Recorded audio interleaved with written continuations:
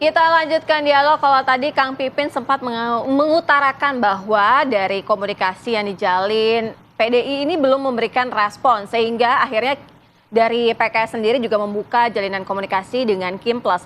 Nah, kemudian juga Bang Doli tadi sempat mengatakan bahwa sebenarnya komunikasi terbuka untuk siapapun, partai manapun, termasuk dengan PDI Perjuangan. Lalu bagaimana posisi PDI Perjuangan, Bang Andreas?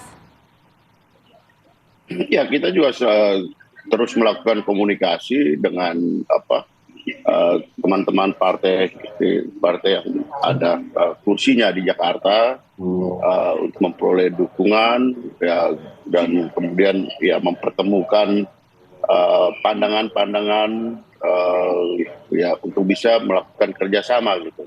Dan proses ini masih berjalan terus gitu karena kita masih punya waktu sampai dengan 28 Agustus nanti, dan ya tentu di dalam komunikasi ini harus ada take and give ya, untuk bisa ya bertemu di titik tengah gitu, dalam arti bahwa di mana kita bisa melakukan ya kerjasama atau start untuk melakukan kerjasama ke depan gitu.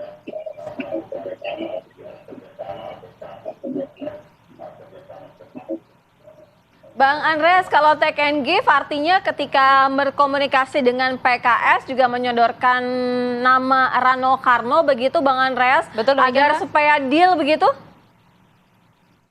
Ya, di situ tentu ada alternatif, itu artinya ada opsi-opsi, tentu kemudian dari opsi-opsi itu kemudian dilihat kemungkinan dalam arti bahwa mana yang kemungkinan atau punya peluang dan ruang untuk bisa berkompetisi ya, dan tentu ketika mencalonkan itu orang berpikir untuk bisa memenangkan kontestasi nanti.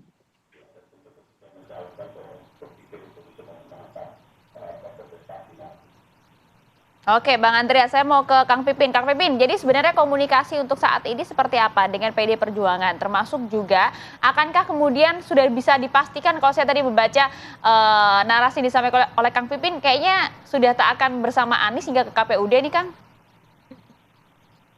Ya, saya harus sampaikan bahwa keseriusan kami waktu itu untuk mengusung Pak Anies Baswedan untuk maju sebagai calon gubernur, ya, itu sudah kami lakukan, dan ikhtiar kami karena melihat Pak Anies memiliki kemampuan untuk menang dan kemampuan untuk memerintah karena prestasinya memimpin Jakarta kemarin.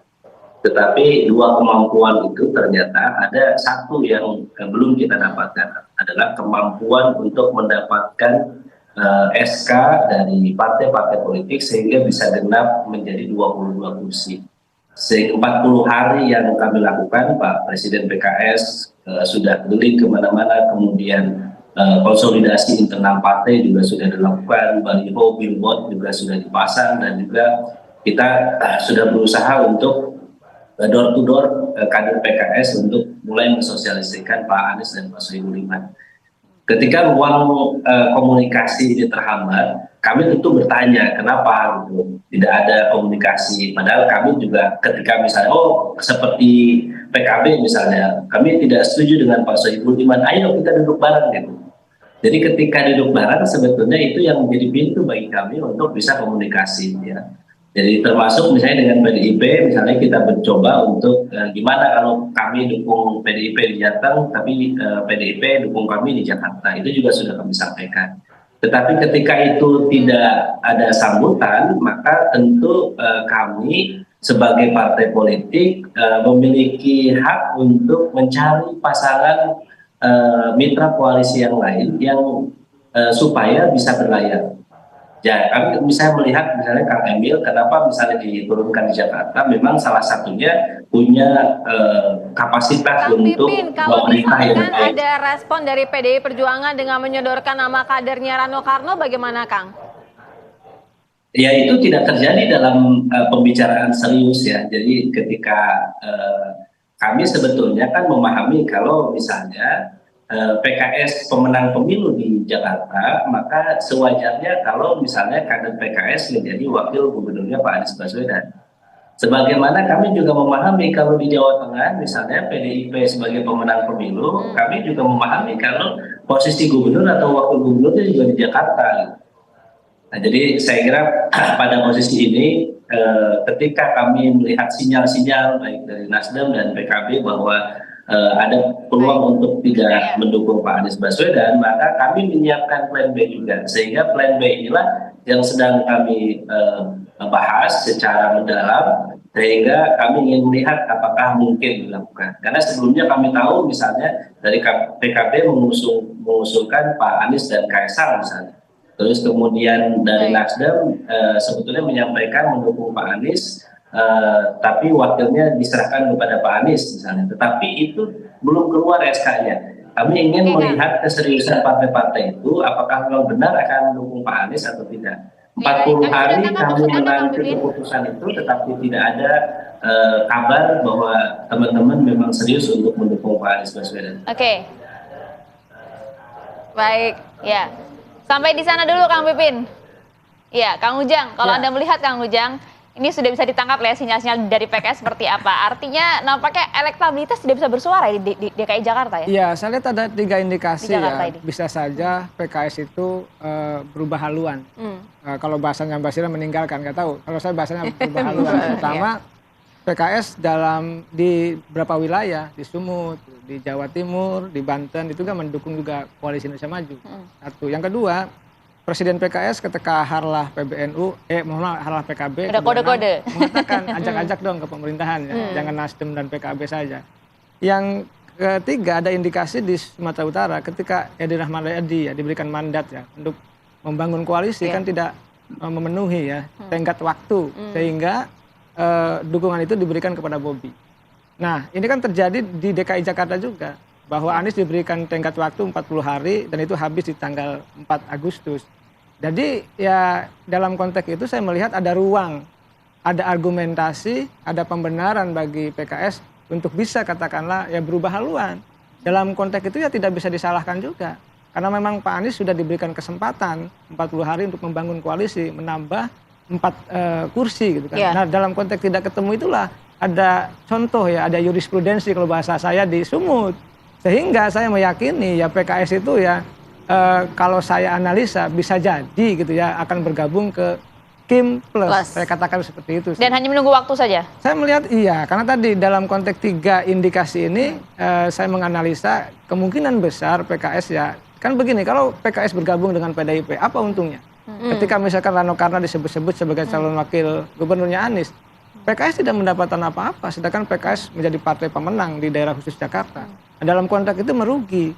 Oleh karena itu kita kan bicara politik, kita kan ingin menang. Pasti akan dikalkulasi dengan rasionalitas dan objektif kekuatan dan kelemahan masing-masing ya kandidat. Nah, Anies ini kalau dianggap mohon maaf gitu ya tidak memenuhi syarat tadi atau dalam tanda petik tidak menguntungkan bagi partai politik, ya pasti akan berubah.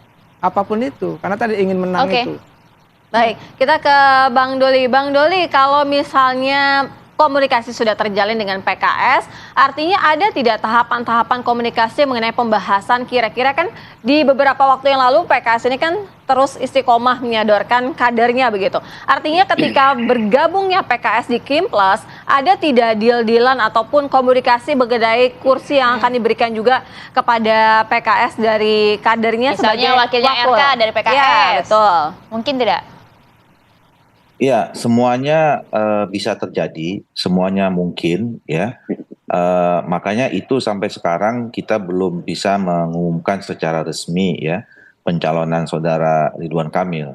Nah, dalam menetapkan pasangan di pilkada ini kan ada prosesnya ya, ada tahapan-tahapannya. Sebelum sampai kepada siapa yang akan kita pasangkan sebagai calon wakil seorang kepala daerah atau sebelum di-announce lah kira-kira begitu.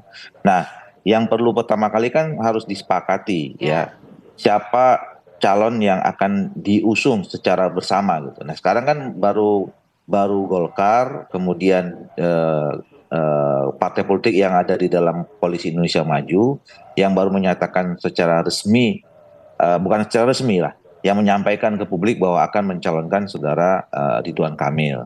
Nah, juga walaupun belum secara resmi, ya teman-teman PKS juga seperti itu. Partai-partai politik yang lain yang saya tadi sebutkan sudah memberikan respon positif, juga belum announce. Nah, jadi kita masih dalam tahap meminta kepastian kepada kawan-kawan partai politik ini, kita Komunikasi ya. setuju dan secara resmi menyatakan dukungan kepada Ridwan Kamil. Nah, baru tahap berikutnya adalah setelah kita catat ya berapa jumlah partai politik yang akan bergabung, baru di sana bicarakan siapa, atau mulai dari kriteria, diskusi dengan saudara Ridwan Kamil ya, siapa yang akan menjadi pasangan calon wakil gubernur untuk Jakarta yang pasangan oleh Ridwan Kamil. Nah, jadi dan kami karena Ridwan Kamil adalah partai Golkar, kader partai Golkar, tentu kami menyerahkan sepenuhnya ya. Kalau memang semuanya sepakat bahwa calon wakil gubernurnya Ridwan Kamil berasal dari kader partai tertentu, khususnya dari PKS, dan semuanya sepakat, kami juga menerimanya berdasarkan keputusan musyawarah mufakat dari semua partai politik yang mengusung Ridwan Kamil.